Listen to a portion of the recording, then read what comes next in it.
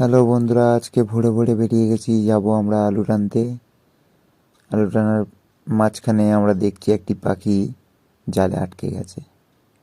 তাকে রিলিজ করার জন্য আমরা চলে এলাম। এই যে দেখতে পাচ্ছ আমি, আর এখানে আমাদের রিজু ভাই, আরও দুটো বন্ধু আছে। অনেকক্ষণ হ্যাজ্জাহাজ্জির পরে ফাইনালি খুলে গেল।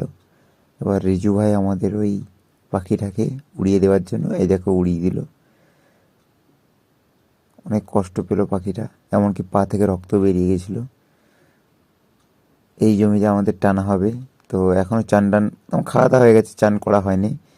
এখানে আমাদের দাদু একটা ম্যাজিক দেখাবে বলে আমাদেরকে ডাকলো, আমাকে বলছে ভিডিওটা করতে। এই দেখতে পাচ্ছ, হ্যাঁ দেখো, দেখেছো, চরম একটা ম্যাজিক দেখাচ্ছে, কেউ বুঝতেই পারবে না যে কি হলো। এরপরে আমরা চলে গেছিলাম চান করতে, চান করে ফিরছি আমরা। এরপরে ওই জমিটা টেনে এরপরে বাড়ি যাব।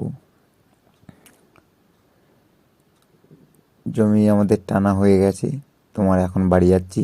তার মানে ওই জমিটার পরেও আর একটা জমি ছিল, ছোটো পাড়া 5 কাঠা, ওটা টেনে বাড়ি যাচ্ছি। ভিডিও ভালো লাগলে লাইক শেয়ার কমেন্ট করে দেবে, আর নতুন বন্ধু হলে